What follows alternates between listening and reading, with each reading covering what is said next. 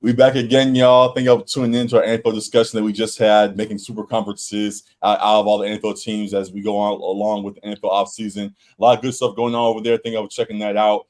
Now for here today, a lot of stuff going on in the NBA we want to get to. 2K ratings just came out. We want to discuss the top 12 guys that got their ratings announced today, as well as what's going on beyond that. Team USA, we have one of our Laker guys, Austin Reaves, on the squad. I want to talk about how that can translate over to our Laker season. And then what's going on with Kobe? They announced today that he will get a statue unveiled alongside Gianna in front of Crypto Arena. On 8/8/24 next year. So excited to get into all of that. So other little things we'll seek in there as well. But good stuff here. I think I'll tune in as you guys do. Brought to you by Brother Here Sync. Make sure you can show them love online. And for us, like, rate, review, subscribe, comment, all of this stuff. And we'll jump into it. So, starting out with 2K ratings, just got announced today, as we said. The top 12 were revealed, and we'll go ahead and discuss who the top guys are. First off, here you see we got Jokic at 98, and then I'll actually pull up a list here and go down the rest of the list of who we have so far. So, starting back at the lowest ranked of the group, Devin Booker's in 94, Jimmy Butler's in 95, Jayson Tatum's in 95, Luka's in 95, Steph now's in 96.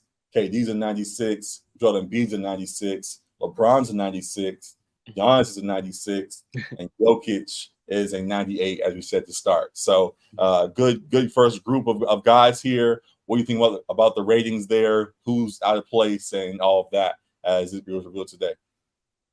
I mean, it's probably easier to just go down our list because these guys are so close and like several of them have the same overall as well. Correct. Too. So it can. Should they though? For example, a name off top that got a lot of people's attention. Mm-hmm. Jimmy Butler at 95 was very controversial for folks. They didn't believe that he should be rated that high. They said, though he does have great rises in the playoffs, that he can't be very overrated because of those moments. And really, he should be lower amongst this group than that. What do you think about Jimmy Butler at 95? I think I was slightly disappointed in his finals performance, and I think had they gotten more out of him, the Heat might have been in a better spot in that series. I do think like he's a fringe top 10 guy to me, so right. I'm not mad at 95. I mean, I guess if you want him to be a 94 or 93, sure, but I don't think he's much lower than that. I do think while you could say that he coasts or whatever throughout the regular season, he does rise every single season. I think it was you that said it a while ago when we were discussing him during his run. Mm-hmm. Like, he's a guy that does a lot of things really well, but doesn't have one specialty. Like elite thing, So because of that, it kind of confuses folks on how they view him. And in a 2K setting where it's about how they stack up, there's not really a key stat that you look at that should bump him that high. But because he does everything so well, it adds up and ends up being where it is right now. And seeing that he's able to, as he was last year, be a lead guy that could take his team to the finals, you have to add that in some kind of way in the game as well. So it ends up bumping him to this point. So I'm not fully mad at it. I do understand why some folks look at it sideways because it makes him viewed as a top 10 guy. But when he keeps on getting to the finals and making runs as he's done, you have to acknowledge that whether you like it or not. So I'm cool with it. Yeah. Right next to him is Jayson Tatum. Do you think he should be in that same tier, or do you think he should be moved around in a certain way? I think he should be slightly above Jimmy, just with the offensive prowess that he has as a 3-level scorer. He definitely has his inconsistent moments as well, inefficient moments as well, but he continues to improve year in, year out. Now, in saying that now, that bump him up to at least a 96, which puts him in the KD, Giannis, Embiid, LeBron tier. You say he's in that group more so than the Jimmy Butler group? Hey, man, I'm ready to go down the list of what I got. Okay, sure. So, go ahead. You go ahead and jump into it then. If you have your gripes, go ahead. To kind of make it more clear. Because I think you had a question in here too as well about LeBron, with LeBron still being top 5. Where did 2K have him at? 3 or 4? He's also a 96, I believe. Yep. which puts him as a top 5 guy based on 2K standing. I think that's fair as far as him being a 37-7 guy or whatever. Like it is Correct. age 37, 38 year. I think he's still like one of the best players in the league. That's why like when we were talking about at the end of the season, we were talking about him like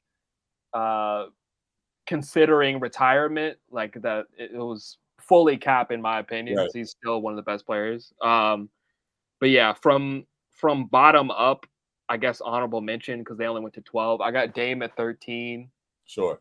I have AD at 12. They didn't have AD on this list, but I think AD maybe he's right below at 93 overall or whatever. Absolutely. But I think he deserves recognition in that. I have Jimmy at 11. So like I said, I think he's fringe top 10 guy. Got it. Yeah. Booker at 10. I have KD at 9. I have Embiid at 8.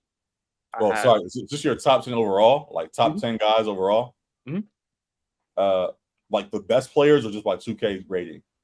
Best players. Oh, you're jumping to that. Okay, so your best players in the league right now. Say it again. I'm sorry, I mixed that up. No, you're good. I had Dame at 13, AD at 12, Jimmy at 11, Booker at 10, KD at 9, Embiid at 8, Tatum at 7, Kawhi at 6. Obviously, this is healthy. Bron at 5, Luka at 4, Steph at 3, Giannis at 2, and Jokic at 1.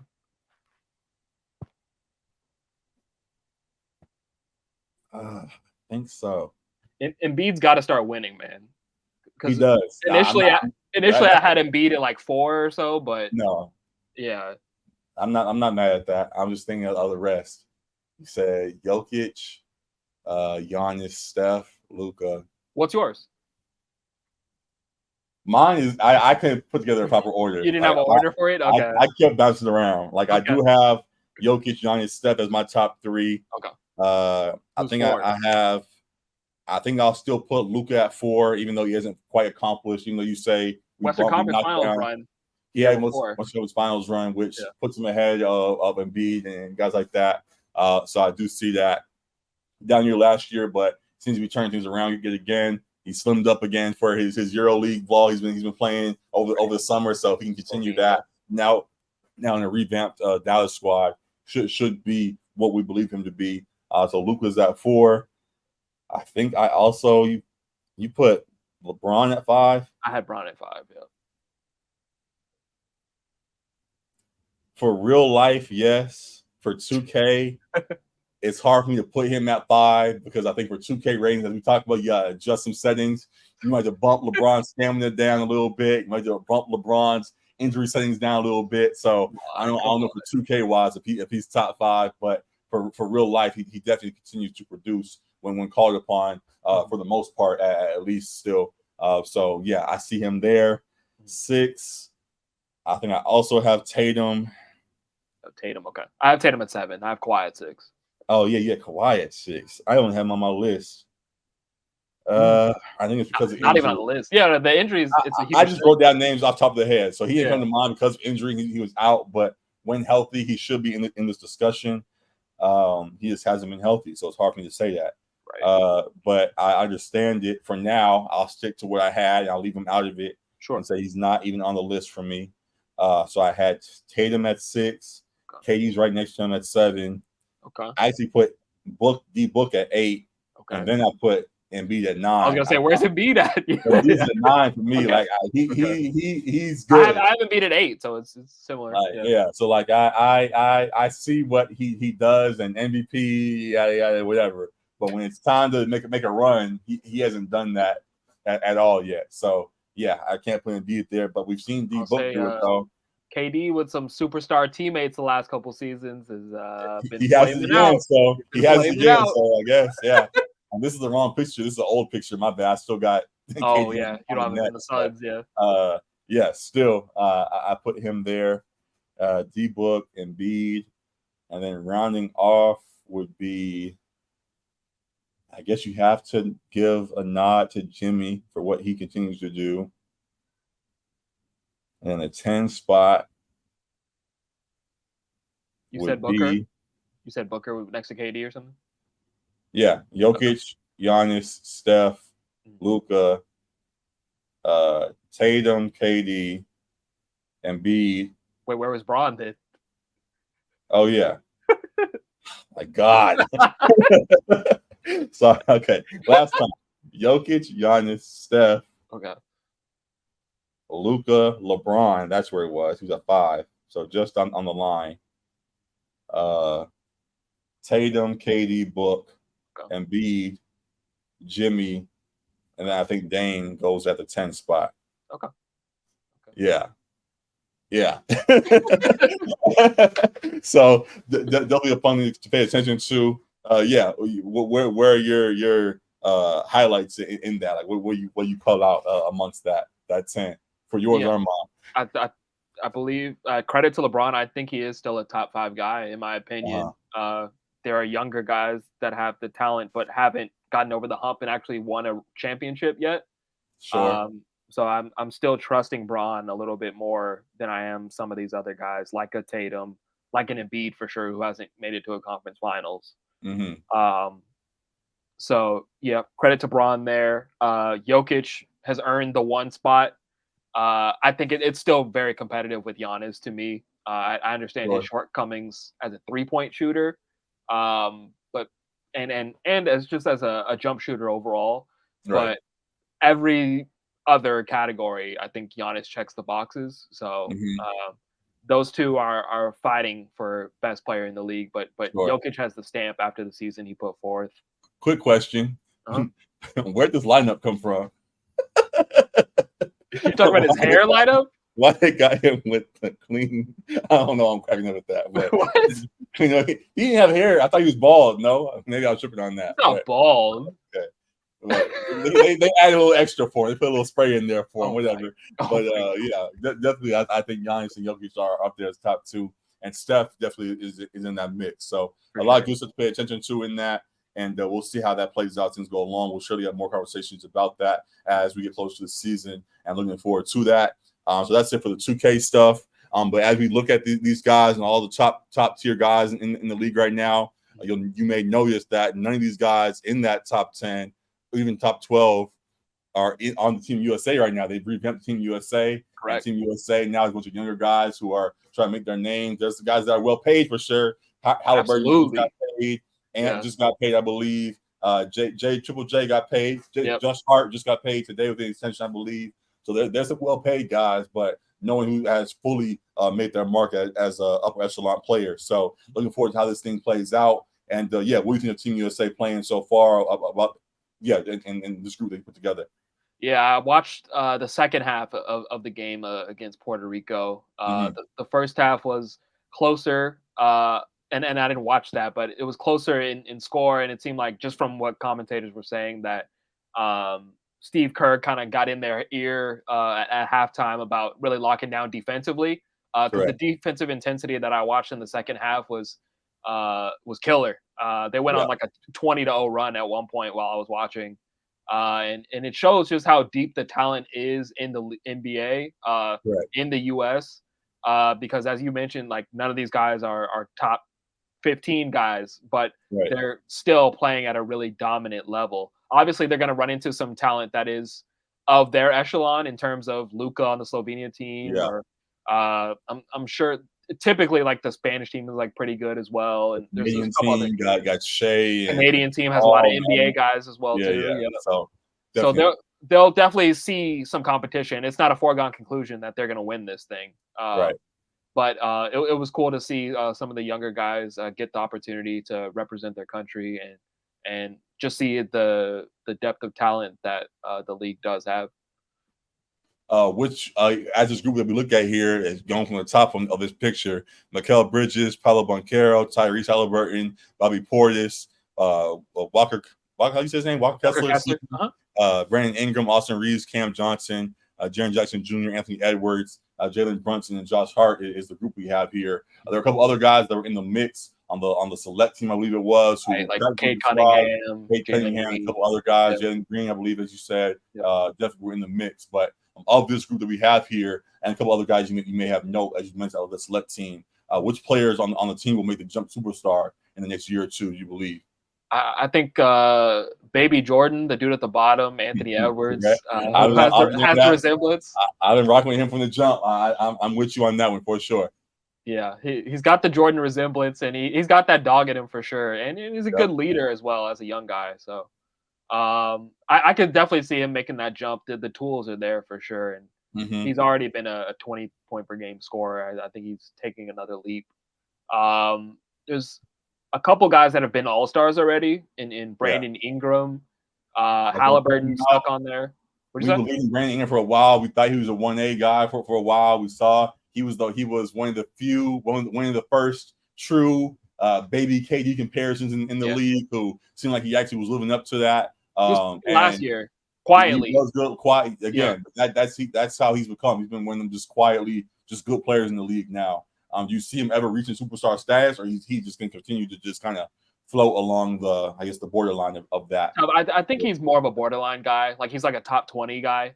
Sure. I think he's all-star level. I don't know that he hits superstar, like 30-point a game guy. That might be tough, especially playing next to Zion, because I think Zion is the superstar, has the superstar ceiling. So I won't say BI, although I love BI's game. Paolo was a very polished rookie, like NBA ready. Correct. And it showed with him getting Rookie of the Year. I could see him being a superstar in a couple years too. I think that's it. Like Halliburton, I don't know if I see superstar. He's really good. I can see him being a perennial all-star. Yeah. But I think Anthony Edwards and potentially Paolo, because he's still young and very polished. Mikal Bridges made a big jump in Brooklyn. You don't see Mikal making a superstar jump anyway. Now in superstar needs to be. I think he's impressed with what he did in Brooklyn and being the focal point of an offense once given those opportunities, being able to score at a high level. But I don't see that superstar ceiling for him either. Like, I think he can put up like a Bradley Beal. Like, he can have a high scoring season, but like it's not going to be like in a winning effort necessarily. Got it. I think he's best as like a 2 or 3, like on the roster, like not your number one. So I think Anthony Edwards stamping potential superstar, and Paolo Banchero is like my projection of potentially being a superstar. Yeah, I definitely see that. Definitely rocking with Anthony Edwards there. Any thought about Jaren Jackson Jr.? Are you as Defensive Player of the Year there? You think he can make another leap in Memphis alongside Ja? I won't say he can't. I think he can make another leap. I don't know that his offensive game gets to like 25 points per game guy, but defensively, like I think he can be year in, year out, be a Defensive Player of the Year candidate. And he's a good offensive player. I just don't know that he gets to superstar level, like just give him the ball and he can go to work kind of thing. Got it. That's for the main group here that we have of the team select guys that I've already noted. There still is I don't know if it's a beef, but the top 2 guys of that draft, I think it was a year or 2 ago, Cade Cunningham and Jalen Green. Do you think either of those guys superstar status? You think Cade can do it or Jalen? People laughed at because they said one of the press releases was like that they had Cade Cunningham playing the Luka Doncic role in practice or whatever. And people were like, "What does that mean?" Like, it was like he was 4 for 4 with 9 points or whatever, and he was playing the Luka Doncic role. It was like, I think basically they just had him like running heavy pick and roll sets, like for them to practice like defending that type of offense. But it was just a funny thing I wanted to know. But Cade Cunningham, I could see him having superstar type potential. He's got to stay healthy. Like he had a major injury that made him miss a lot of time last year. But he definitely has the tools. We saw it in college that he could be the heliocentric Luka type offensive engine. And they've got solid players in Detroit around him now. And Monty Williams, a good coach that's had a good track record with young teams. So He's got the framework there to potentially ascend to a superstar. I think more likely, probably like an all-star guy. You're in, you're out. But yeah. Yeah, I like Cade. During that draft, it was somewhat of a battle between him and Jalen Green. Oh, sorry, wrong picture. Jalen Green, and it was who had the pick size about who was. Come on, man. What? I clicked the wrong button. I know that was intentional. Come on, man. Hey, salute, man. Oh my God. Redeemed himself. And yeah, he redeemed himself on the court this year as well. Got some good pieces around him now. He got Fred and Dylan Brooks all over there. We see Jabari Smith. He looked good in summer league, and he's gonna be bouncing back and improving his game. There's a lot of pieces there. Sengun is over there too. So there's a lot of pieces now in Houston that could really build. And I think he still is the core of that. So I've been a Jalen Green fan since the jump there, and I think he could be a guy that makes another big leap this year and beyond too. So I'm still rocking with him. I think he needs to focus on building chemistry with his co-stars in Houston as opposed on the court as opposed to off the court. But yeah, I mean, hopefully, I haven't been a big fan of his because for me, he plays that AAU style ball that's very much like throwing the ball and he's playing one-on-ones and chucking up shots inefficiently. Mm-hmm. But that's kind of the style that Houston had as a whole, too, as a team. There was a lot of young guys that grew up on that brand of AAU basketball and didn't really know how to play NBA basketball as a unit. So maybe you do see an ascension and a difference with Ime Udoka being no nonsense in the locker room, hopefully. Being no nonsense in that locker room. And never mind. I know where you're going. And hopefully their eyes are on the prize of the NBA title and the in-season tournament and not other prizes off the court. But yeah, there's potential for mini breakout, I guess you could say, for Jalen Green. Yeah, I'm still rocking with him. He keeps the main thing the main thing. It is. It's the main thing. Absolutely. So looking forward to that. Back to the Team USA team, the guys that you all have on the roster. There is one familiar face, as we pointed out, front and center. Our Captain America here, Austin Reaves, is there. What do you think about his role on the squad? And do you think him being here can mold him into the third spot the Lakers need next season? It's a good question. I mean, he had a immediate spark to the Team USA game against Puerto Rico. It was like 9 quick points off the bench, hitting a three, getting them going in transition, finding dudes for easy looks. So someone brought up a point on Twitter. I'm sorry, I'm blanking on who it was, but they were making the point that playing next to LeBron kind of like opens up that confidence as well. Like if you can play next to arguably one of the better players, like arguably the best player ever in the NBA, that kind of enhances your confidence to like, I can play with anybody. So like playing with stars from other teams or younger stars from other teams isn't like a shell shock for him. Like he's used to playing with guys that are elite and the elite of the elite in LeBron and AD. But I think with that, it can build his confidence even more. That he can hang with these other guys who are young, talented guys for other rosters in the NBA, and that he can be a contributing piece to winning on the world stage as well as the NBA stage. So I think it's nothing but a boost, like for him. Like you have AD in this picture. I think for AD playing on the Olympic team was huge for him as a rookie. Hadn't even played an NBA game yet. But getting to play with those guys who maybe have accomplished a little bit more in their careers in reference to Austin Reaves, maybe guys that have blossomed more offensively and are more solidified in their games.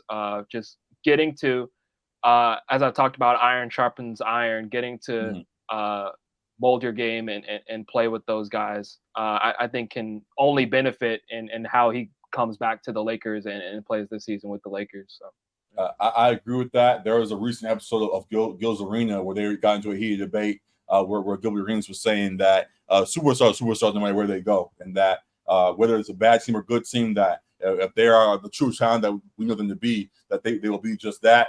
On the flip side of that, slightly, I do think that guys that are borderline or still on the rise, of role players, you can either improve their game or fall based on the right scenarios. Nelson Reaves has been in the right scenarios his whole NBA career so far. Being on the Lakers, now going to Team USA, he's in great places to improve his game and continues to do so. I think he'll continue to carry on from what he learned last year and how he developed last year to Team USA, and what you see him doing now. As you mentioned, him contributing off the bench, and he'll then carry on to a hopefully very impactful next season for the Lakers. And yeah, I think he can cement himself as a third guy. So I'm glad that he got selected for this squad. I'm glad that he's on there and doing his thing. Looking forward to see how it carries over, and excited for all to come with Team USA and the Lakers going forward. So yeah, a lot of good stuff there. In similar fashion, mentioning Gil Arena, there was another conversation that was had. Gilbert Arenas talked with Ty Lue recently and talked about how he was very happy that they were able to retain Russell Westbrook. Russell Westbrook made it very clear that he wanted to stay on the Clippers, and they were all for it, as Ty Lue was proclaimed that he finally is the leader that they needed for this squad. How you feel about that, and what you think this Clippers team can be with Russ back on the roster with now a healthy Kawhi and PG potentially? Yeah, literally every Clippers related person that talks about Russ like always has nothing but positive things to say about him. Like it's right. From PG to Ty Lue, like you said, Terrence Mann, who was on the PG's podcast as well. Yep. Yeah, like it's always positive, and Ty Lue has alluded to the fact that you said as well, that he took a massive pay cut to stay with the Clippers. Yeah. They said they gave him all they had. Like, they didn't have any money left, and then he was like, just give me whatever, I want to be here. Right. He could have easily been making 15 to 20 million for another team and maybe not competing, right. but earning more what he's still worth at this point. But he sees what they're seeking to build in LA, and the chemistry that they already do have, and was loyal to them in a sense, as they were loyal to him. Like, they provided a landing spot for him that was much more accepting of him and his talents and what he can bring to the team than the Lakers and the media swirl around him there. I mean, before Russell Westbrook even suited up for the Lakers, there were people saying that it's not going to work, and, and that was like already the sentiment. And so it was more like waiting on it to fail rather than hoping that it succeeds. Whereas the Clippers are seeking to make it succeed. So I think Russ coming back is huge for them, and probably largely in a 6-man role. I think that's going to be a huge spark for them off the bench, and what he brings to the team has been well documented in terms of his energy, his playmaking ability, rim pressure, positivity, like all of it. There's some other elements that they're going to have to work out, but yeah, I think it's a major positive that they were able to retain a guy like that for this Clippers team. Is it a championship team now with this trio we have here, or you think that they still have some flaws because of their injury history and things? I think the injury history is what prevents me from saying yes, because they need Kawhi and PG to be healthy to make that deep run. They've made runs with one or the other. They had Kawhi cooking in the first round last year before he went down. First game. Exactly. For the first couple games. But after that, once he went down, it was only Russ, and we knew that was going to be enough to get past the Suns. But it's like, it's been, this is the Clippers' year, or this is the year that they finally turn around. This is the year they finally make a run. And it's got to be hard if you're a Clippers fan to be able to see this team and say, this is the year that we finally turn it around, because it's the same roster, essentially. It's the same framework in terms of the two superstars at the nucleus. Correct. And they have their injury history. We've got Paul George saying that he's going to be on his bully shit this year and all that. Like, that's cool, but you got to stay on the court and able to be able to do so. So exactly. it's really hard for me to say yes, man. I think if they do make that Harden trade, I'm more inclined to say yes. Mm-hmm. But as it stands right now, I'm still concerned about the injuries concern because even when Ty Lue talks about next season, he was interviewed while uh, with this Team USA team. They just interviewed him, and he was saying, as long as we stay healthy, like it's always the caveat, like Right. as long as we stay healthy. Everybody knows what it is, so they just have to Yeah, find a way to get it done. yeah, And as he also said before, I think on with Gilbert Arenas, just saying that they have to take the regular season seriously. Also, right. I don't know if maybe that means being trying to maintain your health and all of that, or just when Yeah. they are available to not take their foot off the gas. So And Russ excited to helps see with how that. that But plays out. yeah, Yeah, Russ definitely helps with that, and excited to see how that goes. So yeah, there'll be a lot of things to pay attention to here in LA and beyond, and looking forward to how all this will play out. Very fun things to look at. Certainly back to the Lakers, I'll say for our last note, our most notable note. I think I already mentioned Kobe's statue. Was that before the show? before the show. Mm-hmm. So on here, I'll bring up. They announced that I believe it was a day or two ago that Kobe and Gigi will get their own statue in front of Crypto Arena next year, August 8th, 2024, 8/8/24. They'll be featured. Lakers Kobe 24 and the 8 somehow be incorporated. This statue popped up near the site of their accident in Calabasas recently. And with that news came that there'll be one in front of crypto.com center too. So looking forward to that, and glad to have any more commemoration of Kobe we can get. So looking forward to that. Also coming up shortly on September 1st, Dodgers night or the Kobe night at the Dodger Stadium. We'll be going down, giving out a Kobe jersey. A Kobe Dodgers jersey is going to have 8 on the front, I believe, 24 in the back to commemorate him as well as we close to the season. Also, so a lot of good stuff here. Kobe forever is an LA legend, a Lakers icon, however you want to describe him. He's all of that and beyond. So however we want to continue to honor him, I'm all for it and look forward to these moments that are on the way here. So yeah, good stuff here with that. Any thoughts on the statue that's on the way for him and GG? No, I mean, regardless, if he was still alive, he was deserving of the statue. Correct. So it's just only a matter of time before they got it done, and happy to hear that it'll be done next year. Mm-hmm. And yeah, I mean, well deserving. I think ditto to everything you said in terms of him being a LA icon, a Lakers icon, and much more inspiration to many. So yeah, dope to hear. Trying to make a fun question out of this. Would you want a how do I say it? Like an action shot, Kobe. You want the fadeaway shot? There have been pictures of Kobe with his iconic shot. We talked about even before with the logo. There's images that work for a logo. Would you want something like that to be his statue, or are you fine with if there's something like this as well as his statue being get? Like how would you want to see Kobe in front of Crypto? I mean, since this already exists, I would say probably more of an action shot, like a fade Okay. away for Kobe. Yeah, I think like the Shaq one is him dunking, like Right. in Breaking front the of glass, I think it Crypto. is. Yeah. Yeah, So so that'd be cool. yeah, probably more of like a fade away would be Gotcha. cool. Yeah. Okay, so we'll see what they come up with. Even if they just replicate this, I don't know what the full story is with this one, this part recently. So even if they just grab this and we're gonna take this over here to Crypto. So, sorry, Calabasas, y'all got enough hype over here. We're taking this over there. Even if this is it, I'm totally fine with that. Yeah, excited to see however else they continue to commemorate Kobe going forward. So yeah, a lot of good stuff there. And I think that's it for all of our NBA stuff right now. Anything of note beyond that you want to discuss real quick? No, I think we're good. Yeah, so that is it. Really appreciate y'all for tuning in. We'll continue with all our discussions about the NBA and beyond going forward as we get closer to the season. Looking forward to that. We'll have our official predictions about the season coming up as we get closer to it. So that'll be fun. We'll also continue to dive more into individual Laker Clipper stuff and all stuff going on in the league as notable things go down.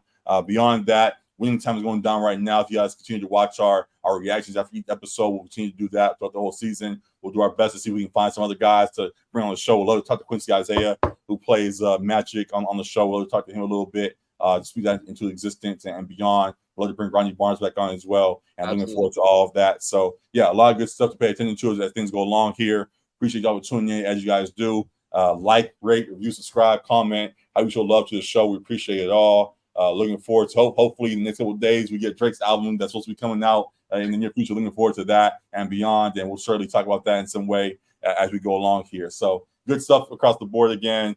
Appreciate y'all for tuning in. We'll see you guys again real soon, man. And yeah, we out of here. Peace. Deuces.